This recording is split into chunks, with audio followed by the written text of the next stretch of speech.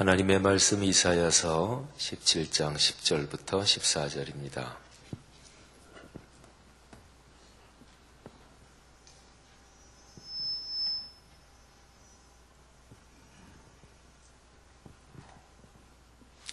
이사야서 17장 10절부터 14절 말씀 다 같이 봉독하겠습니다. 이는 내가 내 구원의 하나님을 잊어버리며 내 능력의 반석을 마음에 두지 아니한 까닭이라. 그러므로 내가 기뻐하는 나무를 심으며 이방의 나무 가지도 이종하는도다. 내가 심는 날에 울타리를 두르고 아침에 내 씨가 잘 발육하도록 하였으나 근심과 심한 슬픔의 날에 농작물이 없어지리라. 슬프다. 많은 민족이 소동하였을 때 바다 파도가 치는 소리같이 그들이 소동하였고 열방이 충돌하였을 때 큰 물이 몰려옴같이 그들도 충돌하였도다.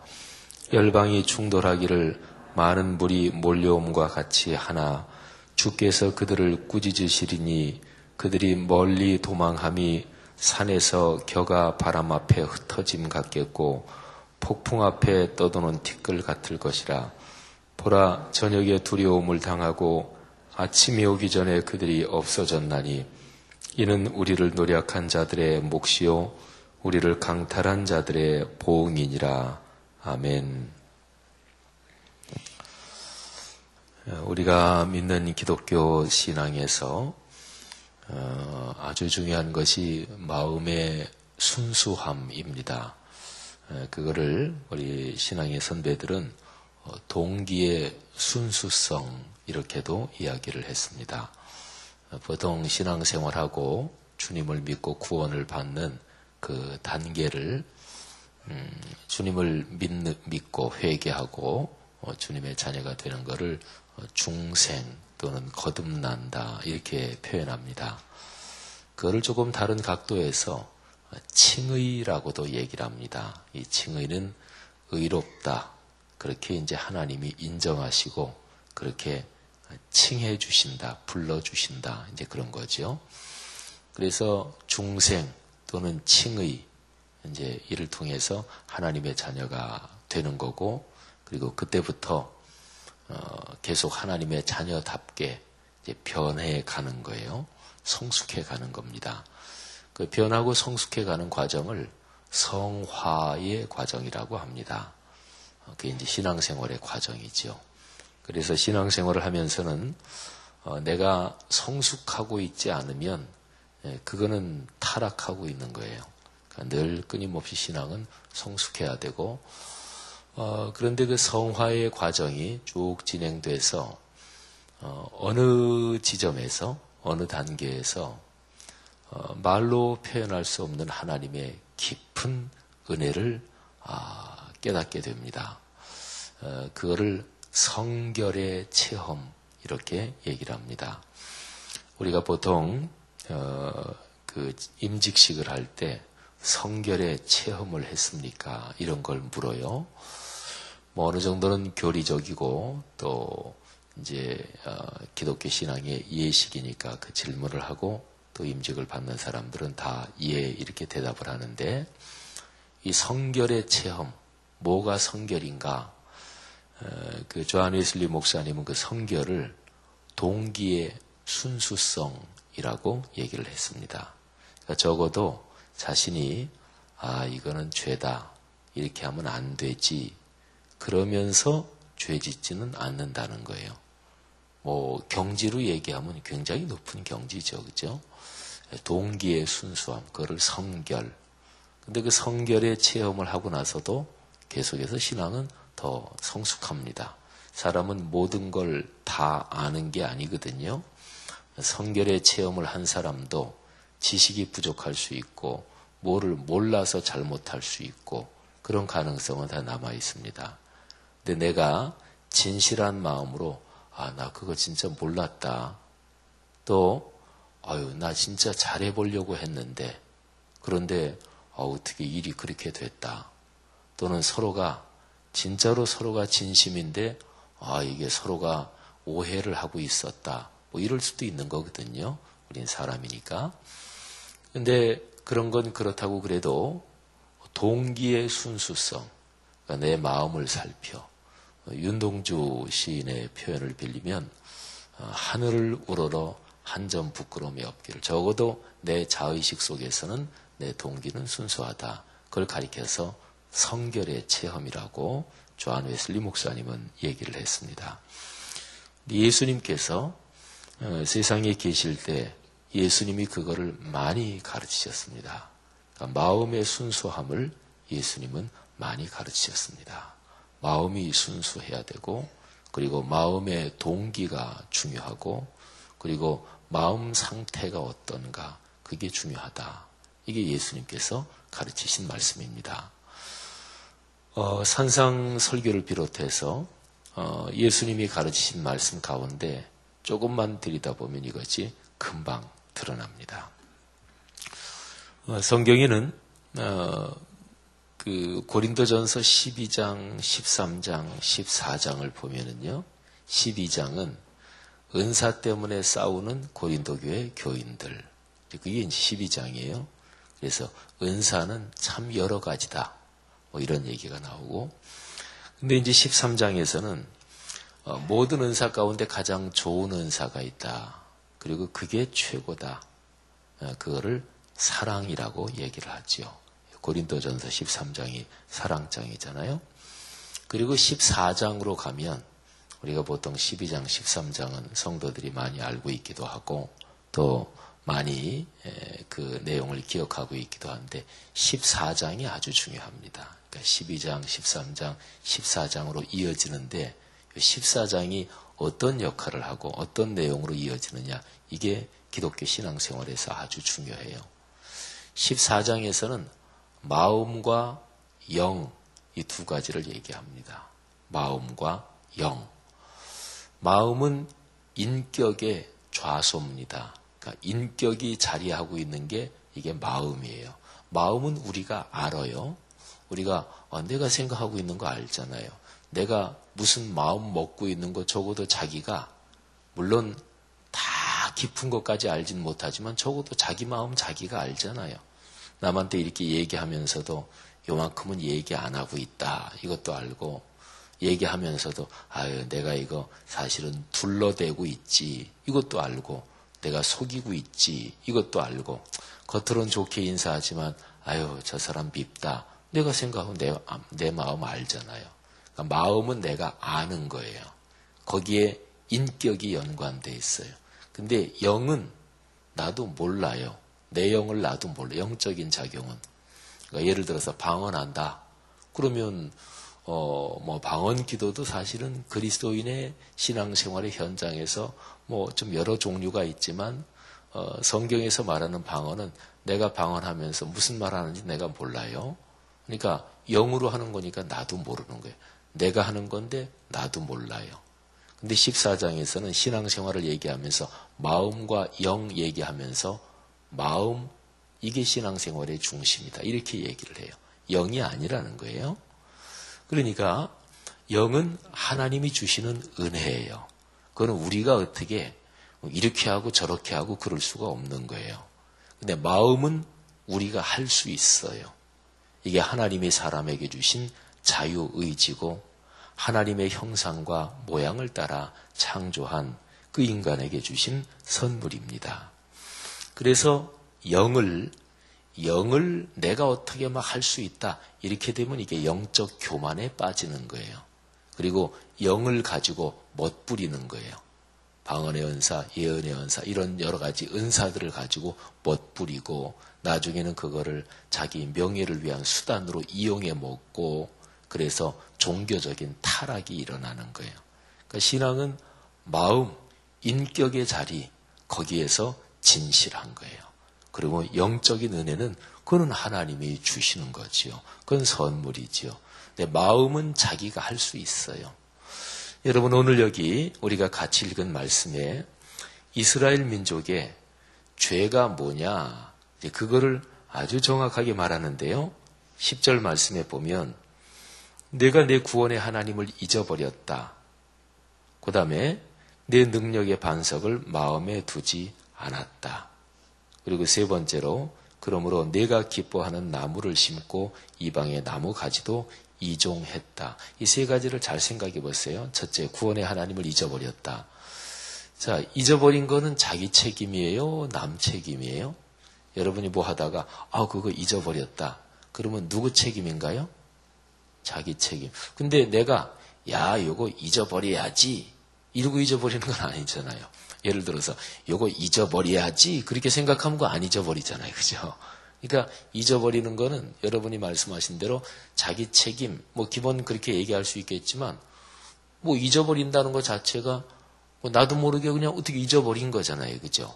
내가 요거 지금부터 잊어버린다 그렇게 생각하면 안 잊어버려지는 거잖아요. 그러니까 잊어버린다 요 표현 자체는 내가 의지적으로 잊어버린다 그거는 아니에요. 근데 어쨌든 뭐 구원의 하나님을 잊어버렸다. 나 하나님 이제부터 잊어버립니다. 그렇게는 안 했을지 몰라도 어쨌든 자기하고 연관이 되는 거죠.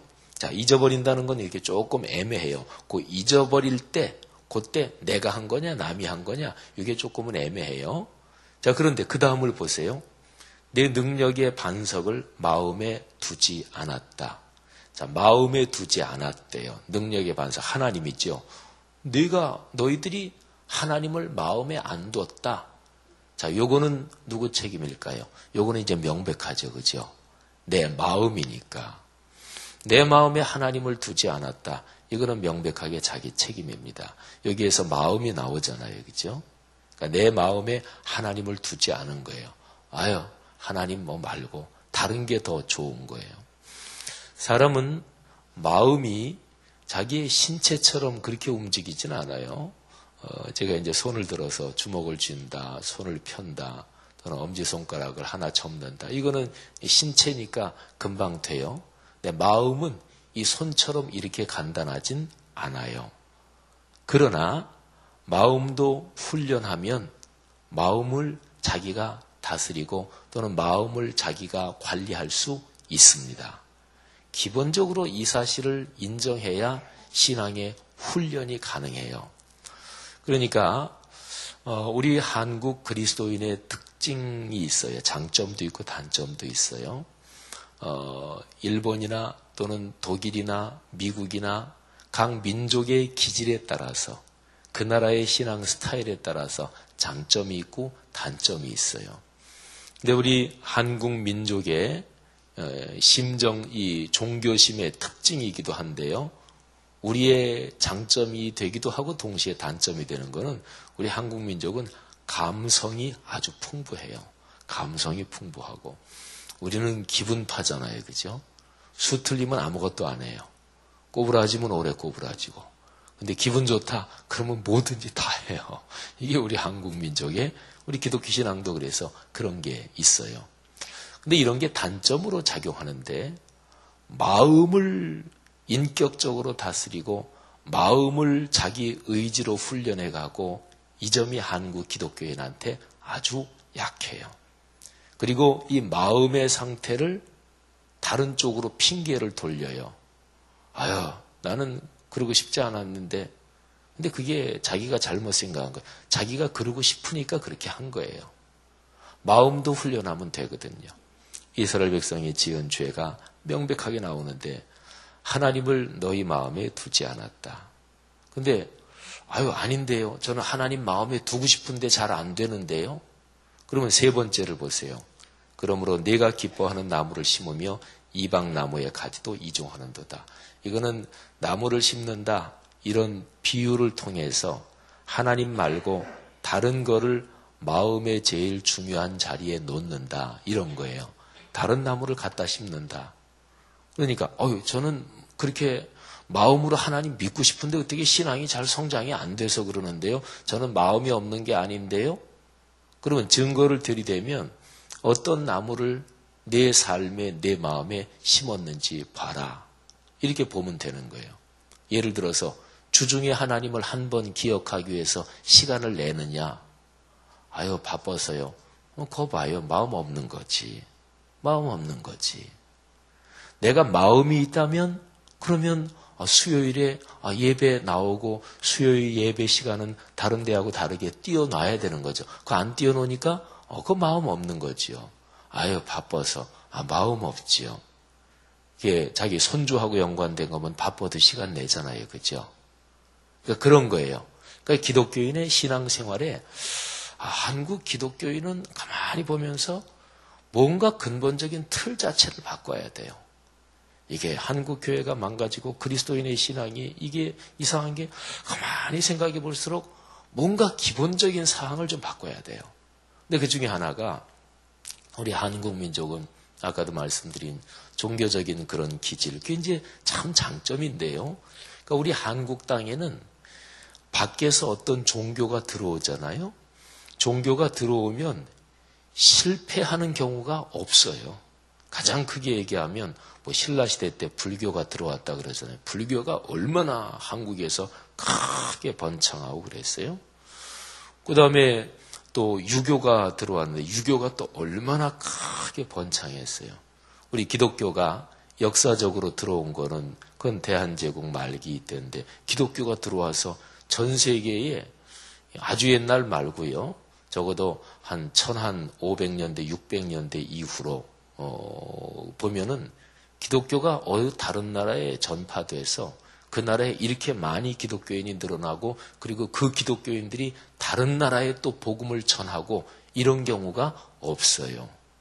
미국은 그건 좀 예외입니다. 그건 유럽에 사는 기독교인들이 미국으로 막 건너가서 거기 아메리칸 인디언들 죽이기도 하고 밀어내고 유럽 사람들이 이제 기독교인들이 가서 세운 나라니까 그건 조금 예외죠. 1776년 4년인가에 나라가 세워졌지만 근데 우리 한국이 거의 하여튼 1600년대 이후로는 거의 유일합니다. 그러니까 한국 민족이 그런 거예요. 우리는 종교성이 풍부한 민족이에요. 하나님의 축복입니다. 그러니까 이런 종교만이 아니고 2단, 3단이고 4단이고 다 좋아요. 우리 한국은 들어왔다 하면 모든 종교가 다 그냥 자리를 잡아요. 근데 이제 거기서 부족한 게 있는데 마음의 훈련, 인격적인 훈련, 이게 부족해요. 여러분, 우리는 오늘 이 말씀을 통해서 우리의 마음에 심겨져 있는 게 뭔지 그거를 한번 잘 생각해 봐야 됩니다. 내 인생의 자리에 제일 중심 자리에 무엇이 심겨져 있습니까?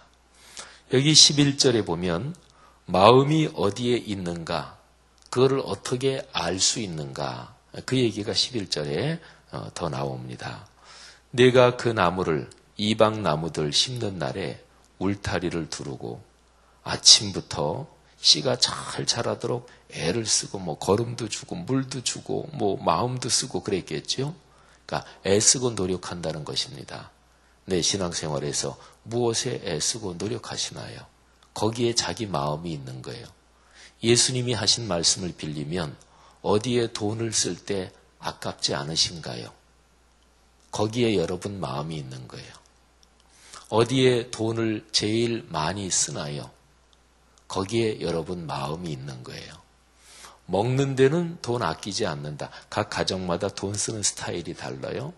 먹는 데는 돈 아끼지 않는다. 이런 분도 계세요. 그분은 먹는데 그 마음을 두고 있는 거예요. 얼만큼 두고 있느냐 그건 다르지만 제가 이게 나쁘다 그러는 거 아니에요.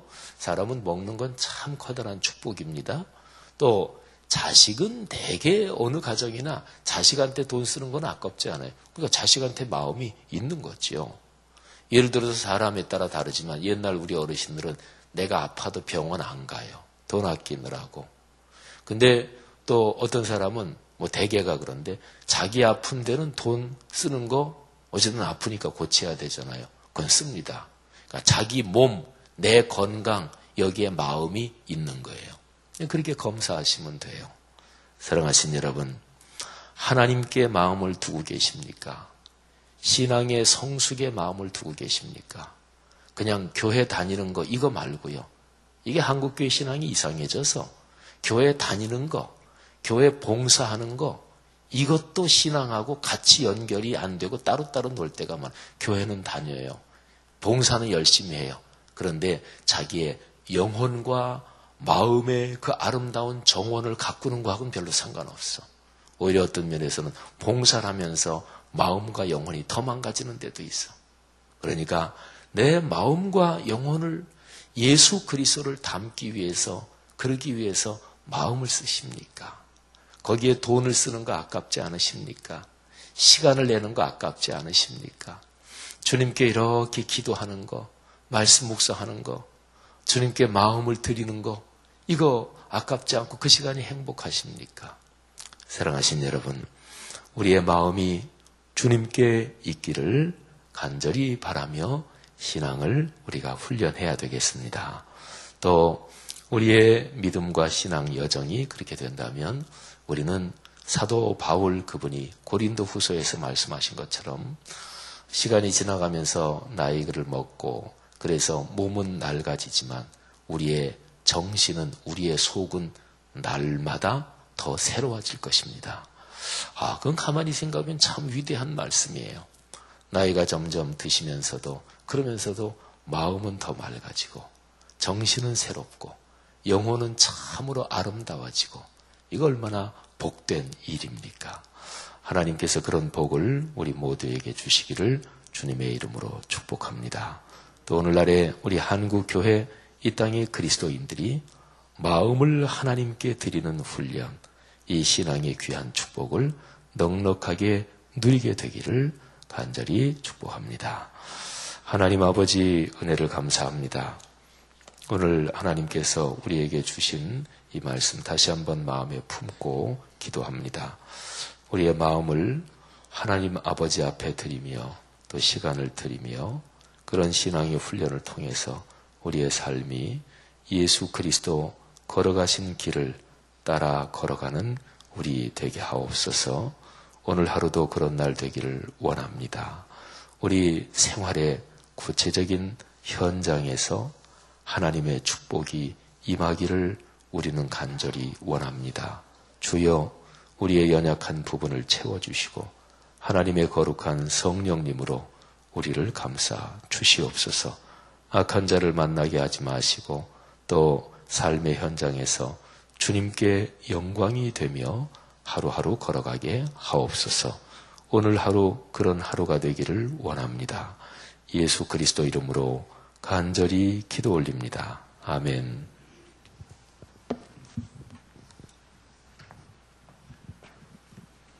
귀한 말씀 감사드립니다. 오늘 공동기도문은 5번 봉사입니다. 읽으면서 기도하도록 하겠습니다. 우리에게 서로 따뜻하게 사랑하는 마음을 더 부어주옵소서. 교회 안에 작은 교회들을 축복하옵소서. 상처와 오해는 치유되고 사랑과 평화가 흐르게 하옵소서. 서로 돌보는 손길과 이웃을 배려하는 마음이 넉넉하게 하옵소서. 지역사회를 가슴으로 품겠습니다. 사회적 약자를 보듬는 어머니 공동체, 소외된 계층을 돌보는 희망의 공동체, 올바른 가치를 살아내는 공의로운 공동체가 되게 하옵소서. 우리 교회가 여기 있어서 이 시대가 복을 누리게 하옵소서. 아멘. 주님이 가르쳐 주신 기도하겠습니다. 하늘에 계신 우리 아버지, 아버지의 이름을 거룩하게 하시며 아버지의 나라가 오게 하시며 아버지의 뜻이 하늘에서와 같이 땅에서도 이루어지게 하소서. 오늘 우리에게 일용할 양식을 주시고 우리가 우리에게 잘못한 사람을 용서하여 준 것 같이 우리 죄를 용서하여 주시고 우리를 시험에 빠지지 않게 하시고 악에서 구하소서. 나라와 권능과 영광이 영원히 아버지의 것입니다. 아멘. 지금 들은 말씀이 내 삶으로 이어지게 하옵소서. 지영은 담임 목사님의 건강과 사역에 성령의 놀라운 역사가 넘치게 하옵소서. 박태희 올라 목사님의 사역과 여디디아의 사역을 축복하셔서 의의 열매가 가득하게 하소서. 주일에 봉헌된 전도 대상자마다 주님을 영접하는 은혜가 있게 하소서. 여전도 연합회 원례를 축복하시고 새로이 시작되는 한 달을 또한 축복하옵소서. 양육반을 축복하셔서 많은 성도들이 말씀으로 기쁨을 누리게 하옵소서. 이 6가지 기도 제목과 각자 가지고 나오신 기도 제목 아래신 후 돌아가도록 하겠습니다. 기도하겠습니다. 사랑의 하나님, 오늘 귀한 말씀을 통하여 우리의 마음을 다시 한번 되돌아보게 됩니다. 하나님, 우리의 마음에 주님의 마음을 볼 수 있도록 주님 인도하여 주시옵소서. 주님 가르쳐주신 귀한 신앙의 삶을 우리가 살아드릴 때에 주님께서 허락하여 주신 큰 은혜와 기쁨이 우리의 마음속을 주장할 수 있도록 주님 인도하여 주시옵소서. 우리의 마음에 세상의 허탄한 것들을 심지 않도록 주님 인도하여 주시옵소서.